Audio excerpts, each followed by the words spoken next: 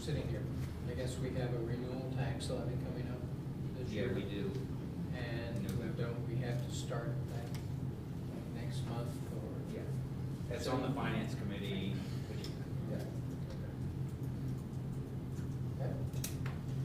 And I believe it's a road renewal, correct? Yeah. Any other comments and questions? Okay, moving on, new business, an ordinance. I do, before I start, Mr. Forbes, if you would be so kind as to detail the procedure. Sure. What you have is a text amendment, proposed text amendment to your zoning code. And I guess just by way of procedure, just to let you know how it got here and then what will happen once it's here. Text amendments under your new zoning code, and actually this was under your old zoning code as well. Text amendments can be initiated 3 different ways. It can be a property owner that can ask for it. It can be initiated directly at planning commission, or as in this case, it can be initiated at the council level. That's what happened. You did that by adopting legislation referring a proposed text amendment to the planning commission, because all text amendments have to go through planning commission. This one was initiated at council, so you took action at the beginning to send it down to planning commission. Planning commission was required to hold a public hearing, which they did, and at the conclusion of that public hearing, they make a recommendation. And what you will see, I think, in your packet was that planning commission's recommendation was to approve the text amendment that is now before you. Once planning commission has its public hearing and makes its recommendation, it comes to council, because what you're actually doing is when you're amending your codified ordinances. So this is, once it gets to this point, it's really no different than any other amendment to your codified ordinances that you would do, with one exception, and that is there's a public hearing required at this level also. So what you have is an ordinance to amend your, and this is interesting because this process started, I think, maybe before the charter amendment, but now you have the charter amendment, so this is a case because you are amending your actual code that it has to be done by ordinance as opposed to resolution. And as a reminder, what that means is it takes 2 readings. You don't have to read it in its entirety. You can suspend the rules on ordinances, but in this case, you will read it 2 times on 2 separate occasions, because what you typically do on a text amendment is have a first reading, which is, I mean, this is just on for a first reading tonight, because you have to have a public hearing before you can actually adopt it. And so typically what you would do is have a first reading. At that first reading, you would announce the date that the public hearing has been scheduled for. And then at that meeting, hold your public hearing and then consider it at a second reading for actual adoption. So where you are now is it's made its way through this process back up to council. It's on for a first reading tonight, and I'm not sure if the public hearing date has been. No, they would need to set that. Right.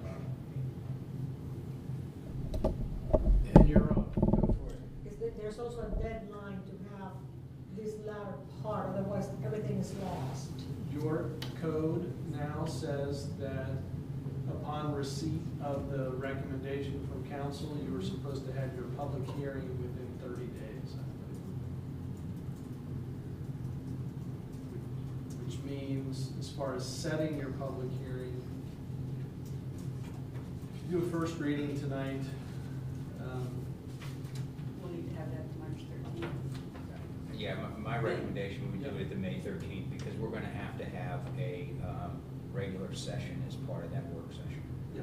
For That's what I was going to say. If you waited until what your normal which would have been the 27th, session would be, I think you'd be outside the 30 days. Yes. Do you have it in front of you? Is it required 10 days notice? I believe it is. I believe it's 10 days, and I'm sure I have it in front of me here somewhere on this thing, but yes, I believe it's 10 days. All right. 10 days Yeah. notice. If you would have. Does that work for you, Tommy wise? I think so, yes.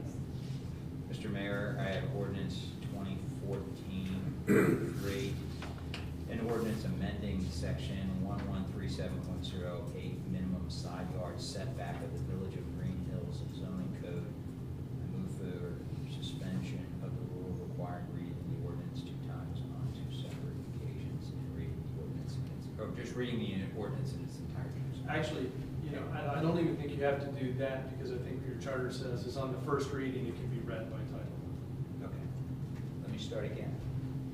Mr. Mayor, I have an ordinance 2014-03F, amending section 1137.08, minimum side yard setback of the Village of Greenhills zoning code. This is a first reading only. It's a first reading, and the public hearing is going to be scheduled for. Yeah, and Mr. Mayor, I would like to notify the public that the public hearing will be made for 7 o'clock in council chambers. All right, we have first reading of ordinance number 2014-03-F, amending section 1137.08, minimum side yard setback of the Village of Greenhills zoning code. And a scheduled public hearing for May 13th at 7 o'clock. Calendar? May 20th, Recreation Commission meeting, 7 o'clock. Right here. May 1st, design beautification. Wells and Rose, April 28th, 10 a.m. Streets and Services, April 28th at 9 a.m. Traffic and safety, Tuesday, May 27th at 5:30 p.m. Finance and audit, May 13th, 4:30. May 5th, community meeting regarding schools, 6:30. May 6th, election day. May 12th, planning commission. 7 o'clock. Arbor Day, tree planting, April 25th at 10. Your government at work. Community Shred Day, Saturday in Greenhills. Yeah. Right outside. How's that? Here, yes, right in our parking lot. Cool.